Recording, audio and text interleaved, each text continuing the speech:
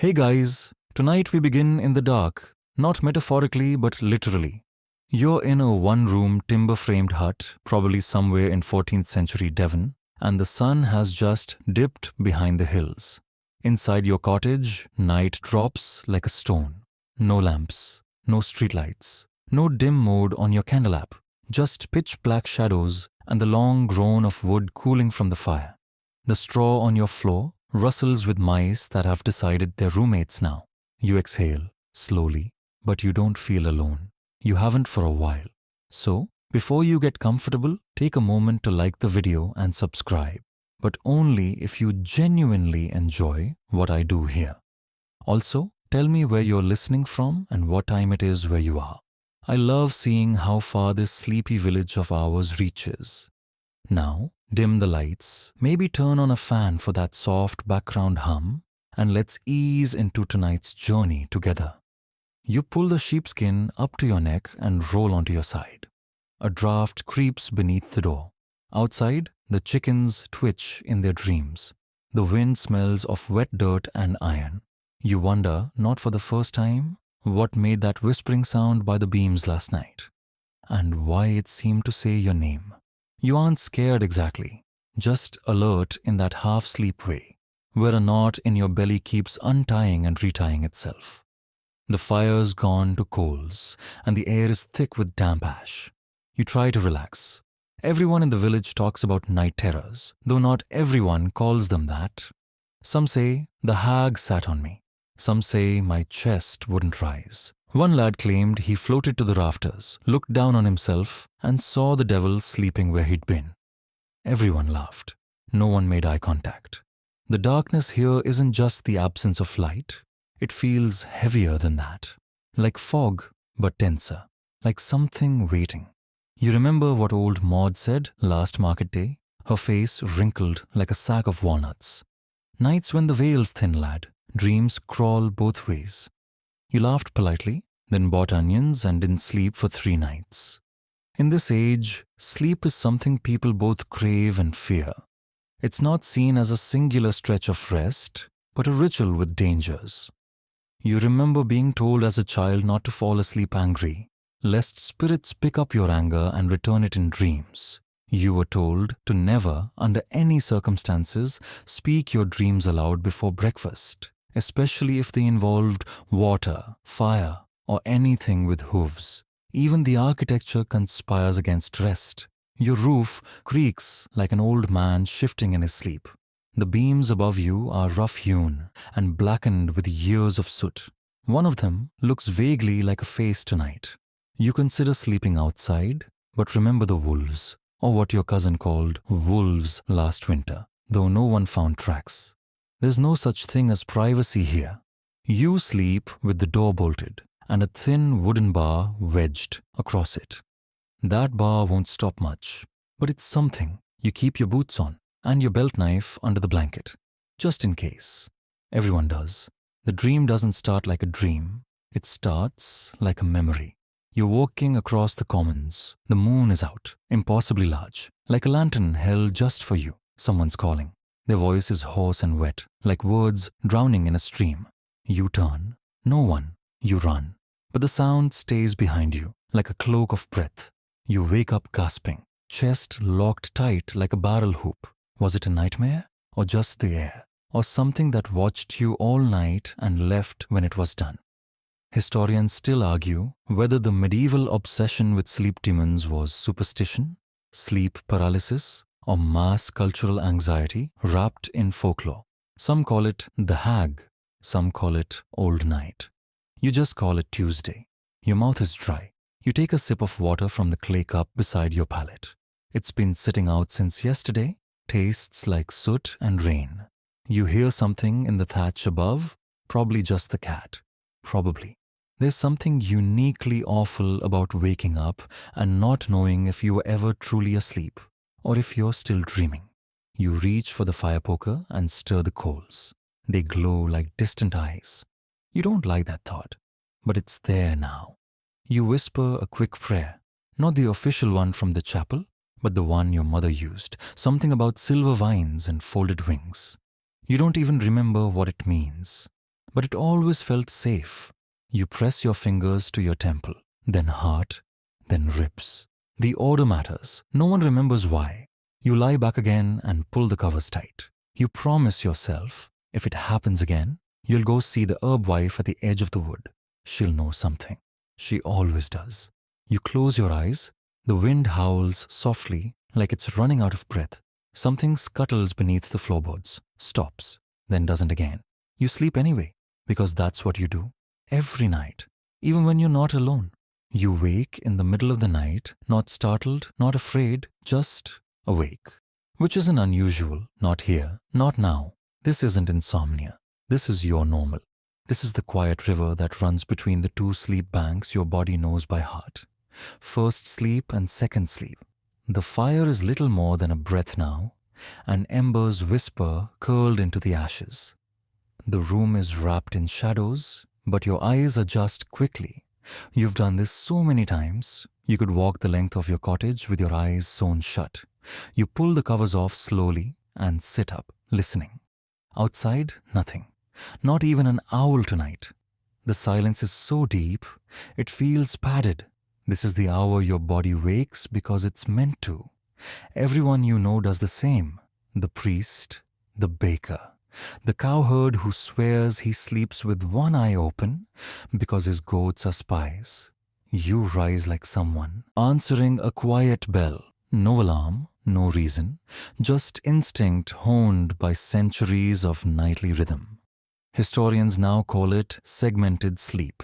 Two distinct phases with a gap in between, usually around midnight.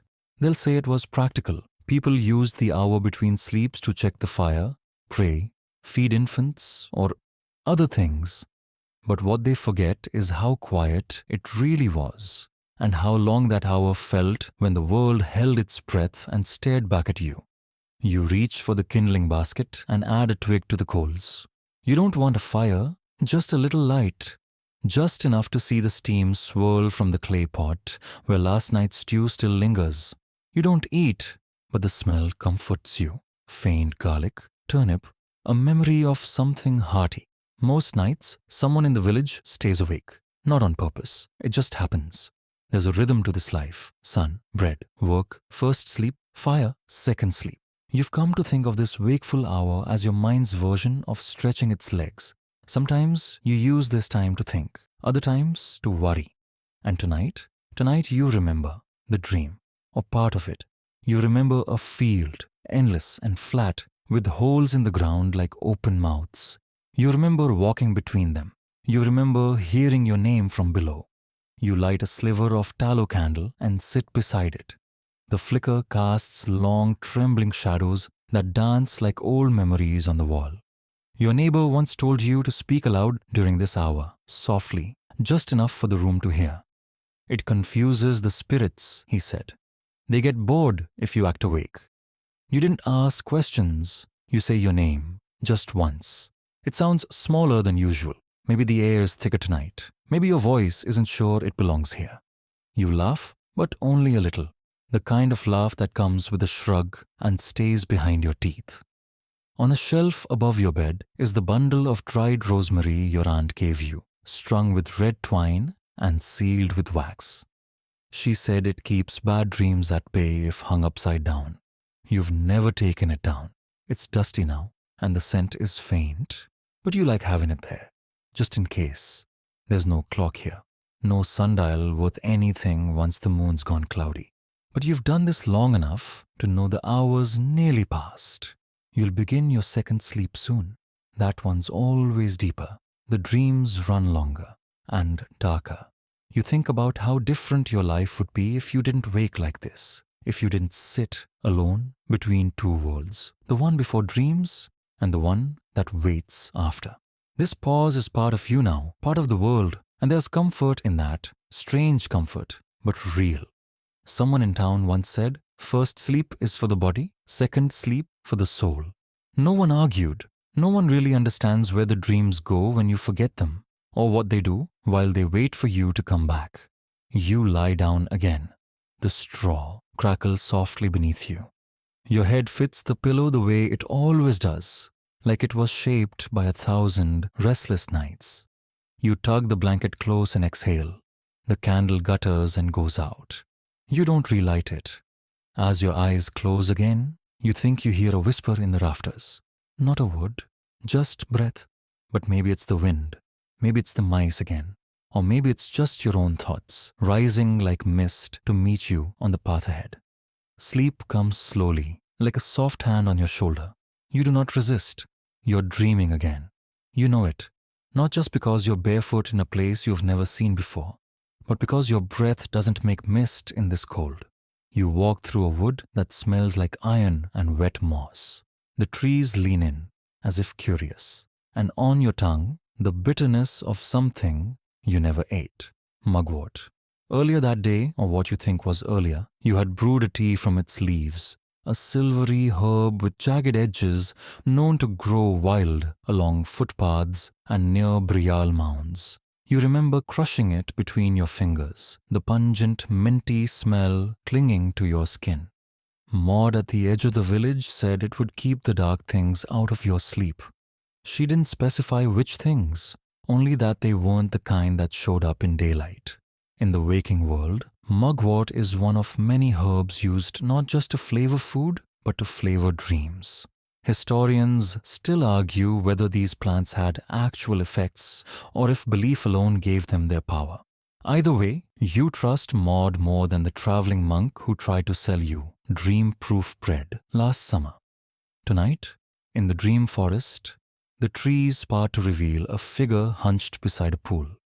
She wears a shawl woven with crow feathers and smells faintly of honeyed rot.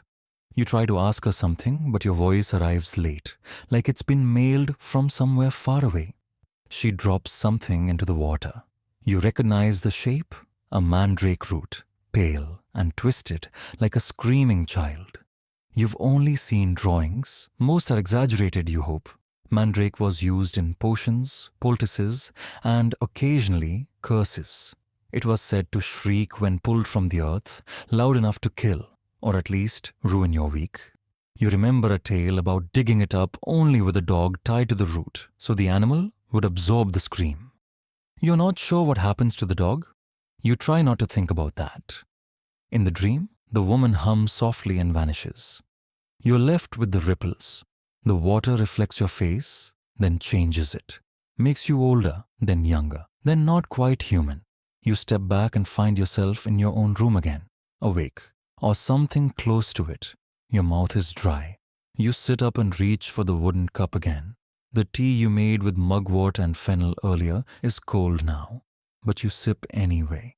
It tastes like soil and ghosts. You wonder if it helped.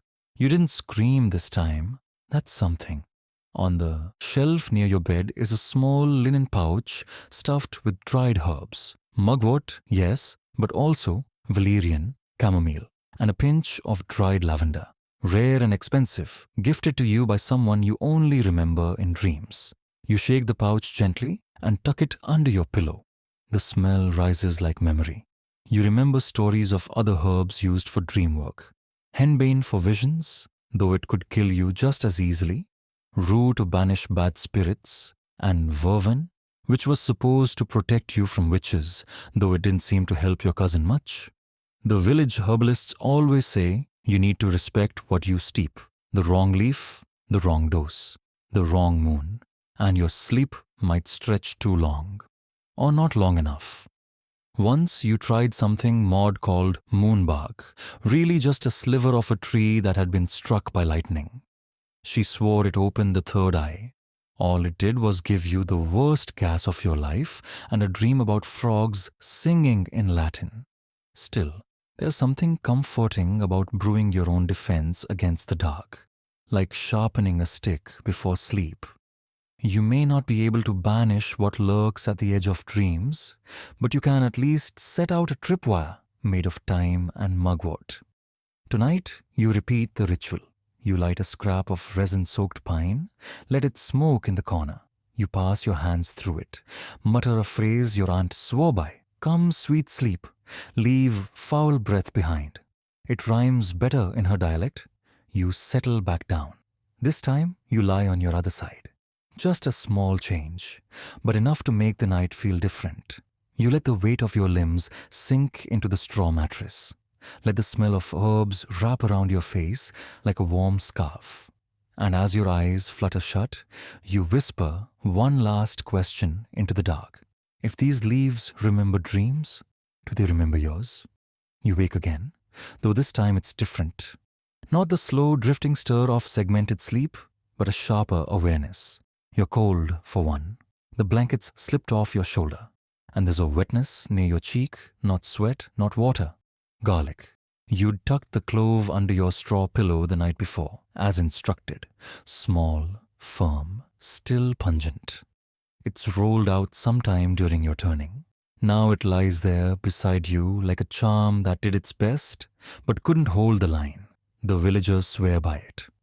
A clove of garlic under the pillow or hung in twine from the rafters keeps away night demons and unwelcome spirits. Supposedly, it distracts them, too curious about the smell to finish their haunting. One woman in the village even rubs it on her temples before sleep. Her husband sleeps in the barn. Garlic, like many medieval remedies, walks the line between food and medicine, superstition and sacrament. You've seen it boiled into pottage, wrapped in linen for wounds, and even worn on a leather string, like a saint's relic. It's not elegant, but neither are night terrors. Historians still argue whether garlic was believed to have literal power over the supernatural or simply acted as a psychological buffer. You don't care either way. Last time you slept without it, you dreamed of your father, but he was younger than you, and he whispered in a language you don't speak. You pick up the clove and tuck it back under the pillow, this time at the corner, wedged tight. There, let it do its work. The dream you left behind was fragmentary but unsettling. A long hallway made of reeds, doors that turned to mouths. You're used to strange imagery now, but this one lingered like smoke in your throat. You sit up and stoke the fire back to a flicker, enough to cast soft shadows. You need that. Too much darkness, and your mind starts inventing things, shapes in the corners, movements that weren't. You'd rather see the shadow and know it's your own. On the small table beside your bed is a charm pouch, dried dill, a pinch of salt, and a folded scrap of parchment. No words on it, just a symbol you barely understand. 3 interlocking circles like ripples meeting. Maud drew it for you after you told her about the hallway dream. Said it would remind the spirits you're spoken for. What that means exactly, she wouldn't say. The garlic makes your hands smell when you roll onto your side again, but it's comforting now. Earthy, familiar, like putting a wall between your sleeping self and whatever wanders in the dark. You think of the others in the village, how they cope. Some light rush lamps and let them burn all night. Some leave bread near the door for the quiet guests, hoping a full belly will distract whatever lingers. One man swears he hasn't dreamed since hanging a mirror over his bed, not to see himself, but to trap the dreams before they get in. You wonder how that works exactly. You don't ask. The old stories say garlic's power came from its blood-like sap, that it burned away the breath of evil things, that demons, like spoiled children, simply hated the taste. You've never seen a demon retch, but you like the image. You lie back again, tracing the beams of the ceiling with your eyes. One of them bears a notch you didn't notice before, a small gouge in the wood, as if something sharp had scraped it. You wonder if it's always been there, or if something else left its mark. The wind outside picks up, a dull groaning moan through the chinks in the wall. It rattles the herbs hung from the rafters, dried lavender, sage, and a twist of garlic braid. They sway and tap like sleepy metronomes. You close your eyes and picture the dream corridor again. But this time, it changes. The reeds fall away. The doors don't open. You're simply walking through light fog. Still eerie, but empty. Maybe the garlic worked after all. Or maybe, as Maud says, dreams are just guests. Treat them well, and most will leave on their own. You turn onto your side, exhale slow and deep, and let yourself drift back down. You wake in the middle of second sleep, heart thudding like a foot on soft mud. not terrified, more like winded. You gasp in the dark and sit upright, arms stiff, breath locked halfway in your chest, and you realize very slowly that you can't move. Not fully, at least. Your fingers twitch, but your body feels pinned, held fast by some invisible weight pressing against your ribs. This is not your first encounter with it, and it won't be the last. They call it the Mare, not like the horse, though the name is the same. In the old stories, it's a she-demon, a spirit that creeps into your room as you sleep and settles on your chest. Sometimes she steals your breath, sometimes your words. Other times, she just watches, face inches from yours until you scream yourself awake, if you can scream. Historians still argue whether these tales were just early descriptions of sleep paralysis or actual expressions of medieval spiritual terror. Either way, the Mare makes a regular appearance in your nights. You've never seen her, not properly. Just the weight, the smell, sometimes the feeling of cold hair brushing your forehead. And one time, a voice, low and curling, like smoke through a keyhole, said your name backwards. You didn't even know it could be said that way. The priest says it's a test. Maud says it's a visitor. Your uncle says it's guilt. He won't elaborate. You sit now, slowly regaining control of your limbs. Your hands are damp with sweat, your shirt clinging to your back. The garlic under your pillow feels warm, like it absorbed something meant for you. You rise and walk to the window. You open the wooden shutter an inch and breathe in the night air. Crisp, wet. Still no stars tonight, just clouds crowding out the sky like gossiping villagers. You wonder if she'll come again. Probably, but not now. She's never struck twice in one night. You remember an old rhyme children whispered at dusk? If the Mare rides in and you can't flee, don't cry out loud or she'll ride thee three. No one knows where the rhyme came from. It's just always been there. You reach for the candle stub and strike flint. The brief spark casts wild shadows. You pause, half hoping you'll catch her in the corner of your eye. You don't. Or maybe you do. But your brain smooths the image like a stone under a river. On the table beside your bed lies a small pouch with hawthorn thorns. You're meant to place them in your shoes before bed, one in each. It's supposed to trip the Mare if she tries to stand on you. You forgot to do it tonight. You won't forget again. You lie back down, feeling the ache behind your ribs from the pressure earlier. It fades slowly, like bruised breath. The lore says the Mare prefers dreamers who sleep face up. So you roll onto your side. It may not help, but at least it feels like an answer. Outside, a dog barks once, sharp, confused. Then silence again. The fire's down to its bones. You don't stoke it. Too much movement might wake her curiosity. You close your eyes and focus on your breath. In through the nose, out through the mouth. You count sheep, not because it works, but because it gives your mind something to hold while your body releases its grip. Still, at the edge of sleep, you feel the faintest dip in the mattress. Could be nothing, could be memory, could be her. But you don't open your eyes, not this time. You just breathe and wait for the weight to lift. You wake just before dawn, not jolted, not panicked, but curious. There's a name on your tongue, not yours, not anyone's you remember. It tastes like dry parchment and old wine. You try to say it out loud, but it slips away, like fog through fingers. You've been dreaming again. You know it. And this time, the dream was heavy with words, not in your own voice, but someone else's. Someone who spoke like they'd swallowed the moon. Your hands reach instinctively toward the shelf above your cot, where an old scrap of vellum rests beneath a rock. You tug it loose and unroll it. The ink has faded, but the shapes remain. Swirling loops, dots, and hooks. Names, angelic ones, supposedly. This charm came from Brother Erwold, the half-blind monk from the abbey up the ridge. He doesn't talk much, only mutters Latin and stares at clouds. But one day, out of nowhere, he handed you the scroll and said, "Keep it near when sleep forgets you." You didn't ask. You don't ask monks things. You just nodded. and since then it's been your odd companion. The text is drawn from something called the Laknonga, a medieval compilation of healing charms, prayers, and incantations. It's not all religious. Some of it's closer to spell work, whispered formulas that mix the sacred with the strange.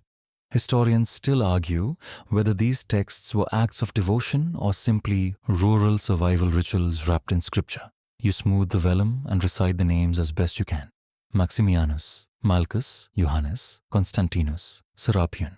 Each name is meant to protect a part of your body, head to foot, soul to breath. You whisper them again, slower this time, like laying bricks. You don't know who these names belong to. Saints, spirits, angels who moonlight as bouncers at the edge of the dream realm. Doesn't matter. The words feel like armor tonight. Thin, moth-eaten armor, but armor still. Your grandmother used to tell you that names held weight. Real names, she meant. The ones no one uses anymore. The ones that can fold a shadow in half or hold a nightmare still long enough to look it in the face. She said every person had a night name, one they only spoke in dreams. You wonder if the name you dreamed of tonight was yours, or someone else's, or something's. The room glows faintly now, not firelight, but pre-dawn silver leaking in through the slats. Enough to make out the outlines of the table, the shelf, the beam where a spider stretches its legs like a tiny god welcoming the day. You tuck the scroll back under its rock. There's comfort in its presence, like a friend who says nothing but never leaves. You remember Brother Erwald saying something else just once. If you can't sleep, it's not always your body's fault. You didn't ask what he meant. You never do.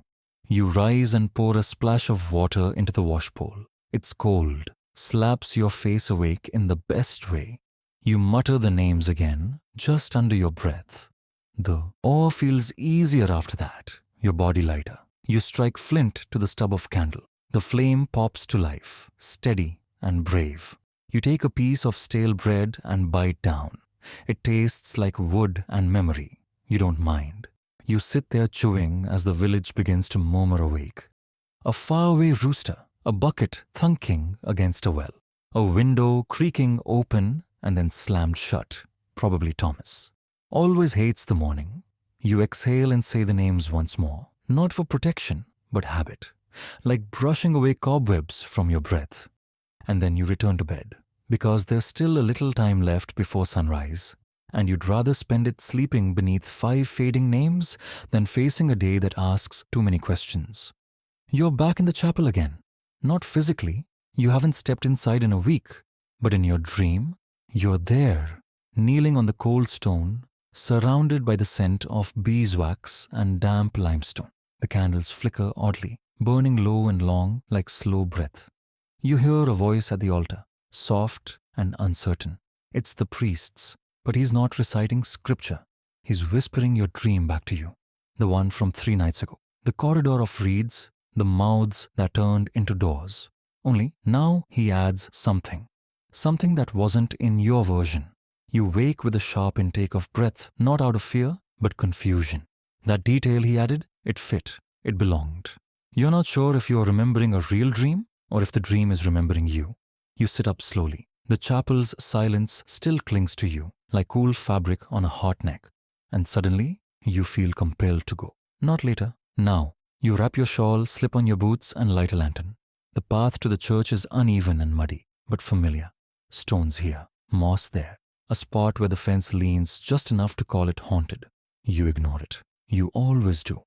When you reach the chapel door, it's unlocked. Strange, but not unheard of. Father Beren sometimes forgets, especially if the weather's changing.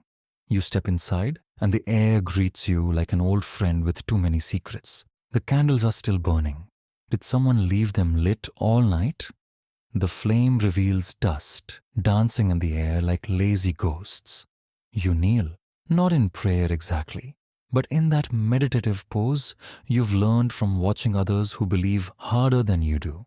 You stay like that for a while, letting the cold seep into your bones. You think about confession, about telling the priest what you've seen, what you've felt. But the truth is, you've already tried, and he didn't like it. Last time you confessed a dream, he flinched. Not dramatically, but enough. You told him about the woman with the mirror eyes who asked you riddles in a language that sounded like bells, about the laughing children with no mouths, about the sound your name makes when said backward by a bird. He didn't give penance. He just stared, then handed you a candle stub and said, "Don't eat heavy meals before bed." You never told him again. Still, you come here sometimes. The place feels different than your room. It holds silence better, doesn't let it leak, doesn't mock it with floorboard creaks or wind tapping like a needy spirit. You walk toward the altar. There's a basket of dried herbs beside it, leftovers from the last blessing. Sage, hyssop, maybe some lavender. You take a sprig, pocket it. Old rituals die hard. Historians still debate the church's role in managing dreams. Some say clergy encouraged spiritual dreams, especially visions of saints. Others argue that any dream not fitting official doctrine was quietly ignored or condemned. You lean toward the second theory, considering how your confessions have gone. You stare at the stained glass above. It's cracked in places, but the image remains. St. Dunstan, holding tongs to a demon's nose. The demon grimaces like it's about to sneeze. You almost smile. Almost. The wind outside moans against the walls, but it can't enter. The chapel is sealed like a box of breath. You light one more candle, not out of piety, just to leave a little warmth behind. As you exit, you glance back. The pews remain empty. The silence stays whole. You walk home slowly, letting the dream settle again behind your eyes. Some things are too large to carry in waking life, so you leave them here, between the candles and the quiet. And maybe, just maybe, the dream will stay put tonight. But you doubt it. Your boots are still muddy when you reach the healer's cottage. You don't bother scraping them clean. If she cares, she doesn't say it out loud. She rarely does. Maud answers the door with a tilt of her head and one eyebrow raised. Her silver tooth glints like a star caught in a sneer. She's already holding a bundle of something wrapped in waxed cloth. You haven't said anything yet.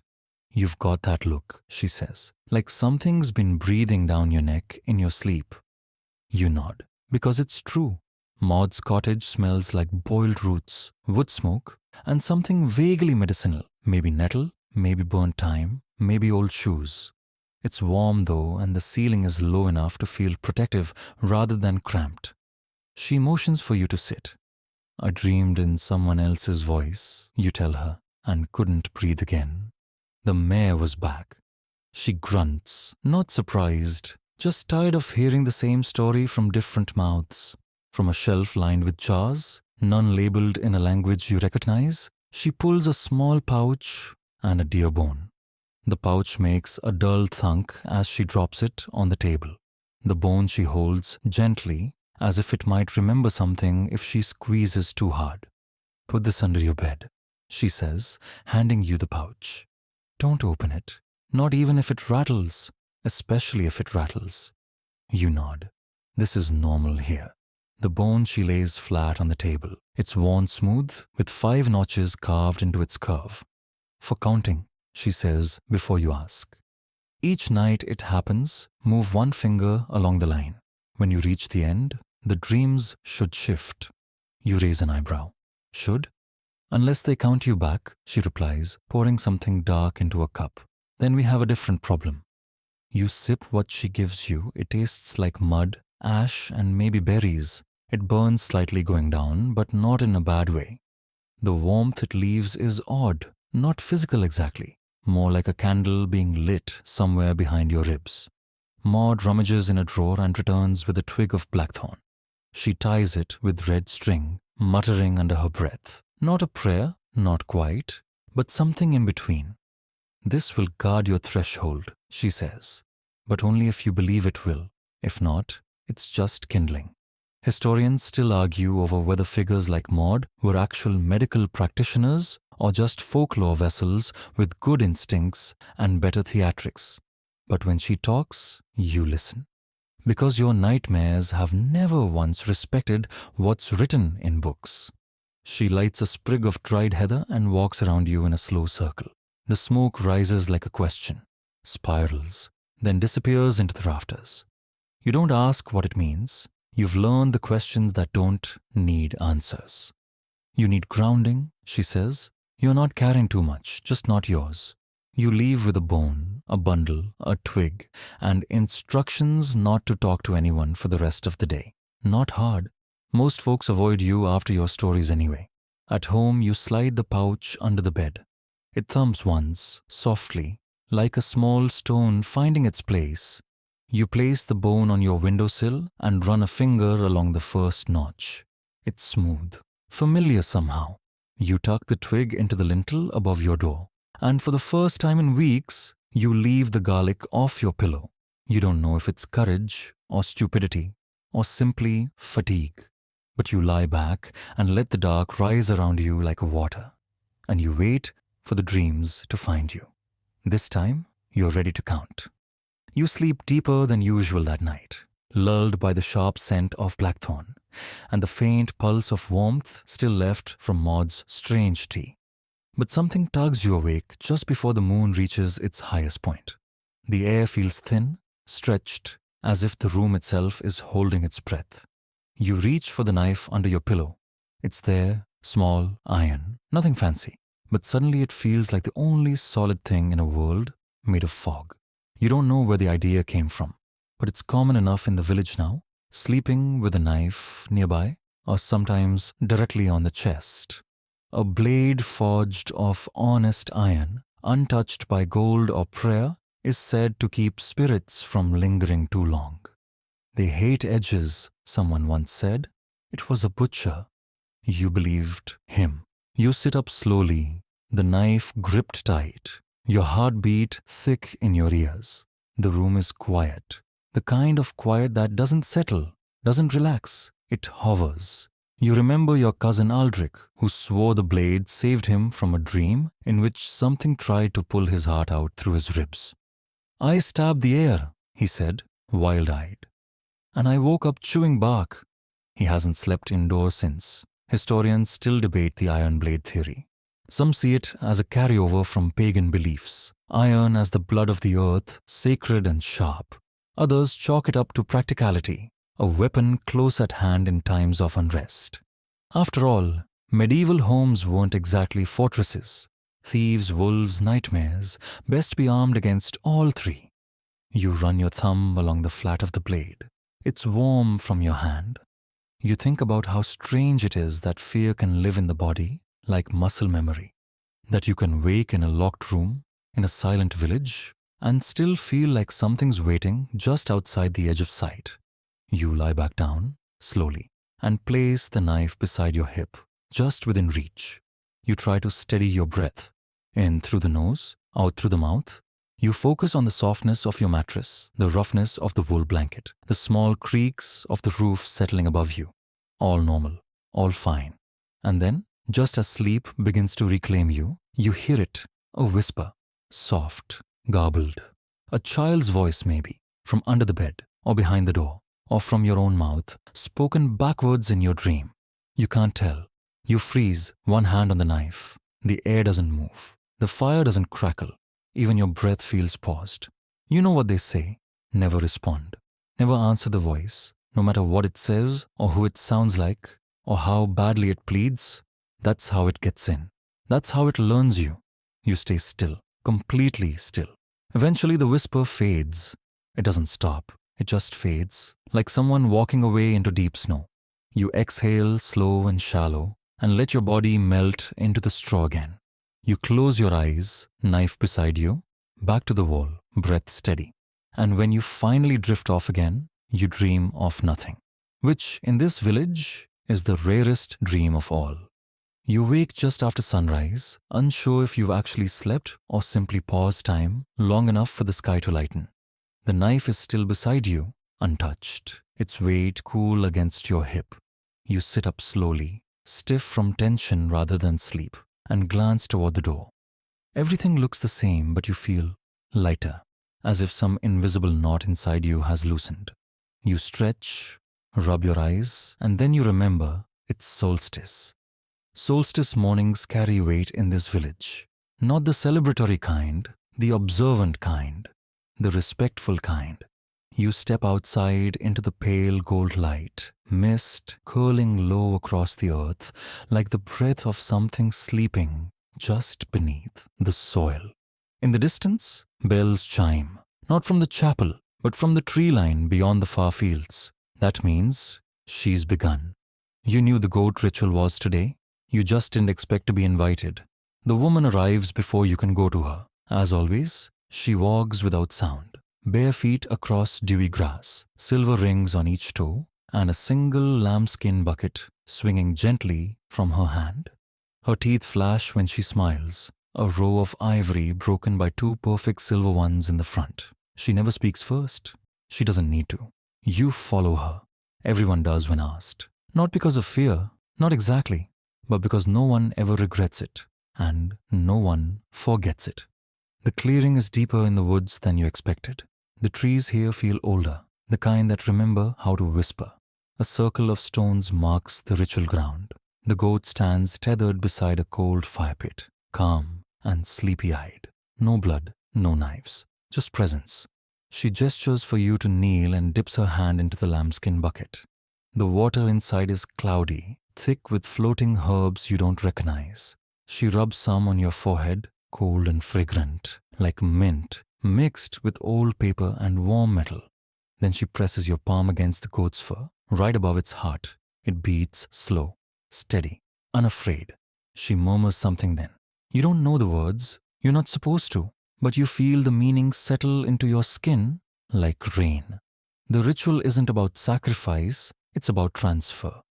The goat doesn't absorb your dreams exactly, but it holds them for a while, like a sleeping bag for memories you don't want to keep right now. You sit there longer than you realize, hand on fur, the mist curling higher as the sun climbs low and lazy through the branches. You don't feel the ache in your back or the damp in your knees. Just peace. Heavy, comforting peace. Like someone else is carrying your nightmares for a little while. Historians still argue whether rituals like this were symbolic or sincere, whether the transfer of energy to animals was superstition or something deeper, more psychological. You don't care. It works. Eventually, she pulls your hand away and dries it with a square of cloth. She taps your shoulder twice, once to thank, once to dismiss, and just like that, it's over. You walk back slowly, head lighter, breath easier.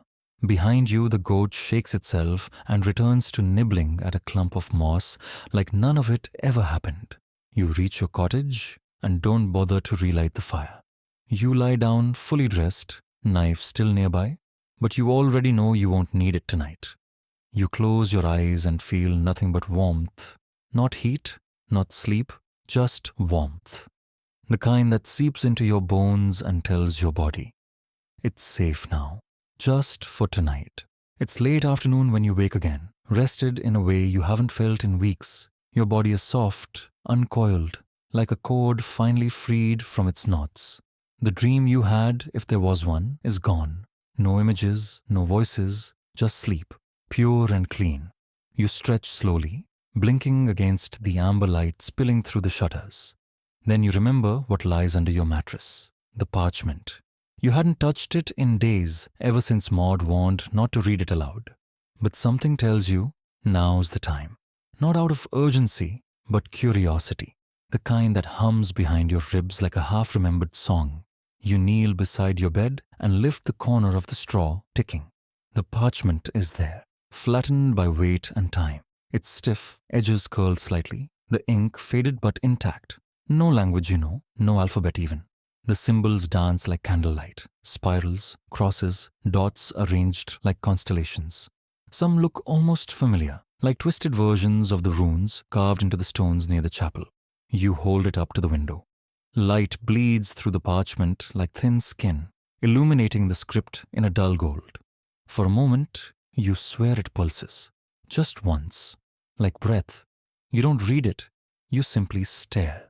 And as you do, you remember something someone once said, maybe the wandering peddler who smelled of sage and milk, that some writings aren't meant to be read aloud. They aren't even meant to be understood. They are just meant to be kept near. Their meaning is in the keeping. Historians still argue whether such parchments were spiritual seals, dream conduits, or elaborate medieval pranks. You wonder how many of them ever slept with one under their mattress. You bet not many. You return the parchment carefully, smoothing the mattress down like tucking in a child. You feel a strange satisfaction in that act, like you've done your part in some ancient, wordless ritual. Later that evening, you sit by the hearth and write in your own notebook, the little one you keep tucked behind the salt barrel. You sketch some of the symbols from the parchment as best you can, not to decipher them, but to see how your hand remembers them. Surprisingly well, almost like they've been waiting. You try not to overthink it. After all, most things in this village live between belief and behavior. Why shouldn't your hand remember what your mind can't? Outside, the sky purples. A faint breeze brings the smell of peat and pine. You light a single candle and pull your blanket close. Your breath is even, your chest light. There's no fear in you tonight. No dread scratching behind your eyes, just questions. And for once, the questions don't bite. As you drift off, your hand brushes the mattress above the parchment. You murmur something, not a prayer, not quite a word, just a sound. It feels like punctuation, like the end of a sentence you didn't know you'd been speaking. You sleep without your knife for the first time in weeks, and the night, incredibly, leaves you alone. The knock comes just after sunset, not urgent, not angry, just 2 slow taps on the wood. The kind of knock that doesn't ask to be answered, it expects it. You open the door to find your cousin Thomas standing there, soaked to the knees and holding something wrapped in black cloth. His face is pale, jaw clenched like he hasn't spoken in hours. "From the east," he says. Just that, and hands you the bundle. You step aside to let him in, but he shakes his head. "Too many dreams here," he mutters. "Yours, mine, doesn't matter." Then he turns and walks back into the mist like he was never there. You close the door and set the cloth on the table. The bundle is small, no bigger than your palm, but oddly heavy. Carefully, you unfold it. Inside, a flat disc of metal etched with a strange pattern, part spiral, part flame. It smells faintly of salt, old leather, and the kind of fear that settles behind the tongue. A talisman. You've heard about these from returning crusaders, charms brought back from distant cities, given by merchants or mystics, passed between hands that no longer remember who first made them. This one is different though. It hums, not out loud, but inside your chest. You hold it up to the candlelight. It casts a perfect shadow, even as the flame flickers wildly. That shouldn't be possible. You set it down quickly. Toma didn't speak of his journey much. Just fragments, sandstorms that changed direction, dreams that bled into daylight. A woman who read the bones of birds and whispered in languages that felt like déjà vu. And now this, left at your door with the same care someone might place a sleeping child. You're not sure what to do with it. Wear it, bury it, burn it. None of the options feel quite right. So you do the only thing that does. You hang it on the wall above your bed. Not centered, slightly off. Something about that feels safer, less provocative. Historians still argue whether talismans like this held power or simply absorbed it, like spiritual sponges soaking up the residue of fear and belief. Some say they're empty unless named. Others say naming them gives them hunger. You choose silence. That night, you sleep lightly, aware of the disc above your head. You dream of desert sand and narrow alleys, of eyes that never blink, of voices that echo through carved stone corridors. None of it feels like yours, and yet none of it frightens you. When you wake, the room is cold, but your body is warm. The talisman hangs quietly, unmoved, but the shadow beneath it has changed. A little longer now, a little sharper. You choose not to look at it too long. Instead, you place a small offering below it, a crust of bread, a pinch of salt, and a string from your wool blanket. Just enough to say, "I see you, I accept you. Please be gentle." Then you lie down again, arms folded over your chest like a monk in stone. You breathe deeply, letting the rhythm carry you back. The dreams return, of course, but they don't enter. They circle. They observe. They wait. And you? You sleep. You've never volunteered for the night watch before. But tonight, something in you, maybe stirred by the talisman, maybe from a dream you can't quite remember, pulls you toward the village square just after sundown. You arrive to find old Calder already half asleep by the fire pit, poking at a log with a stick and mumbling something about beetles in his boots. He doesn't question why you're there. No one ever does. You're handed the lantern and a piece of salted fish wrapped in linen. If you hear whispering, ignore it, Calder says as he yawns. If you see lights in the trees, blink once and walk away. Don't stare. You nod. Again, no questions. You take the first loop along the outer fence, boots squelching in the soft mud, lantern casting a cone of warm light that just barely pierces the fog. The village behind you shrinks to a series of amber flickers and muffled door creaks. Ahead, the woods lean in like eavesdroppers. Your job isn't complicated. Walk, listen, and stay awake. You're not there to fight anything or stop anything. You're there to be seen, or rather, to let them know someone's watching. Historians still argue whether village night watches served practical safety or functioned more like ritualized guardianship. You know, the truth is somewhere in between. Yes, wolves exist. Yes, thieves sometimes skulk along the edge of town. But what people really fear doesn't leave footprints. Your lantern creaks with every step. You swing it slowly back and forth, letting the light sway like a lullaby for whatever might be waiting in the shadows. You don't sing aloud, but a tune hums in your throat anyway. Something your mother used to whistle when she washed linen during storms. As you pass the chapel, you feel it before you hear it. A whisper. No direction, no words, just a breath against the back of your ear, like wind that's forgotten how to move forward. You don't turn, you keep walking. The whisper returns near the well. Same voice, same not voice. This time it says something. You think it's your name, or part of it, or someone else's.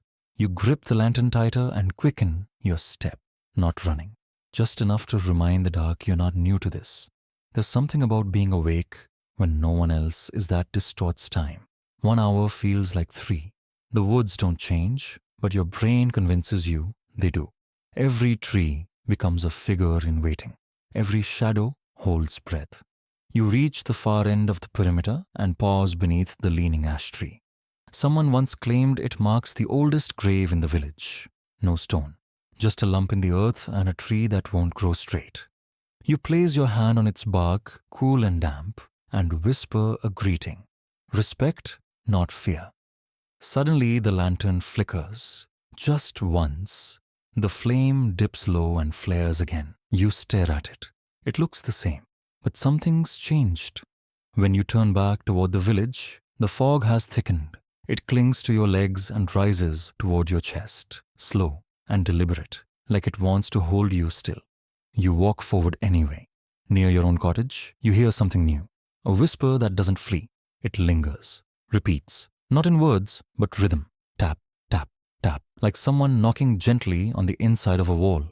You stop, hold your breath, and then it stops too. You take the last few steps home, open the door, and shut it softly behind you. You hang the lantern, still burning, by the doorpost. In your bed, you lie awake longer than usual, listening, waiting. The village sleeps, but the walls? Tonight, the walls remember your name. It's still dark when you find yourself inside the monastery. Not in a dream this time, not even in memory. You are truly there, bare feet echoing against worn stone, candlelight brushing the dust from pillars, silence stretching so thick it feels like fabric. You came here without planning to. Just rose from bed, wrapped your cloak around your shoulders, and started walking. Something about last night's whisper had settled wrong in your chest, like a misfired breath or a sentence you weren't supposed to overhear. The monks rarely let outsiders into their cloister this early. But you've been here before, once, as a child, when your aunt broke her ankle and Father Eldrick blessed her with oil, and a story about St. Aidan's sandals. You remember how the corridors smelled like wet paper and burnt beeswax. They still do. You follow the corridor past the main hall and into the scriptorium, where monks sit copying texts by candlelight, eyes rimmed in red, lips mouthing each word as though tasting them for poison. None of them look up. You're invisible here, a ghost in the archives. You drift toward the corner alcove, the one with the crooked table and the broken candle holder that no one seems to fix. A place where light dies faster than elsewhere. And there, tucked behind a stack of leather-bound books, you find it. A small folio of pages, worn thin and loosely bound by frayed cord. Someone's personal notes, not scripture, not formal, scrawled in tight, slanted Latin that almost no one reads anymore. They're dream records, names, places, snippets of vision. Some lines are crossed out, others underlined twice. There are pages that just say one thing over and over. She waits in the rafters. Or, not all dreams leave when you do. Your hands tremble as you flip through. These aren't just dreams, they're warnings, descriptions of the same terrors you've faced. The mare, the backwards voice, the child under the bed. Some entries go further, listing methods of coping, ones you've tried, and others far stranger, like binding fingers together before sleep or whispering salt into the hearth. And then you find the name, the one that tasted like parchment on your tongue 2 nights ago. It's here, written carefully in red ink at the top of a page. No explanation, just that name. You exhale slowly, afraid to speak, but the silence here feels thick with understanding, as if the stone itself already knows. Historians still argue whether medieval monastic orders encouraged this kind of personal record-keeping. Officially, monks were to dream of saints, not shadows. But pages like this exist in every archive, tucked between sermons and hymns. Evidence of holy men who feared the dark just like you. You fold the pages back carefully and set them down where you found them. They don't belong to you, but they feel like they do. On your way out, you pass Brother Matthias in the corridor. He doesn't greet you, just nods once, slow and knowing. You wonder if he's read the same pages. You wonder if he wrote some of them. You step into the courtyard and the dawn breaks gently overhead, a pale ribbon of light, pulling itself across the sky. The world feels changed, but not lighter, just more honest. Like it's finally admitting the night isn't always empty. Back home, you light your fire with steady hands. You wrap yourself in a wool blanket and sit on the floor, closer to the hearth than usual. You don't write anything down, not yet. You just sit, watching flame, listening to wind, letting the monastery's silence cling to you a little longer. Because for once, you don't feel alone in the dreaming. And somehow, that's worse. You wake slowly, drifting to the surface like a leaf in water. The room is dark, the fire long gone to ash, but you feel warm. Not physically. Your breath fogs the air, but something in you is holding heat. A memory, maybe. A presence. The dream you had is already slipping away, but you remember one thing. The sound of your own name being spoken as if it were a lullaby. Not backwards, not cursed, just gently said. As if someone were reminding you that you're still here, still safe, still human. You sit up and blink into the silence, and you feel it, the unmistakable sensation that you've crossed something, a threshold, a line, a veil. Whatever it was, you're on the other side now. Not cured, no. The dreams will come again. The mare will ride again. But you'll be waiting next time. You'll be ready. You swing your legs off the bed and let your feet rest on the cold floor. The blackthorn twig above your door still hangs, its red thread faded now to rust. The deer bone on the sill bears 4 smooth notches. You'll mark the 5th tonight. The pouch beneath your mattress remains sealed, unshaken. And the talisman, still there, still humming quietly against the wall. You pour yourself a cup of water. It's stale, but good enough. You drink it slowly, like something sacred. The village outside your door is silent, wrapped in that blue-gray cloak that comes before sunrise. You hear nothing, but you feel everything. You think about the journey these nights have been. Mugwort, garlic, bones, dreams folded in parchment, silver-toothed women and whispering walls. You think of the name that finally felt like yours, and the monk who never spoke, but knew exactly what you'd seen. And you smile, just slightly, the kind that comes when something inside you unclenches without permission. You blow on the embers in the hearth, not to relight them, but to feel the warmth rise one last time. Then you lie back down, hands on your chest, breath slow and measured. The night is nearly over, but before you let go, before you fully give yourself to the soft drift, you whisper aloud to the empty air just once, "I'm still here." No one answers. That's how you know it's safe to sleep.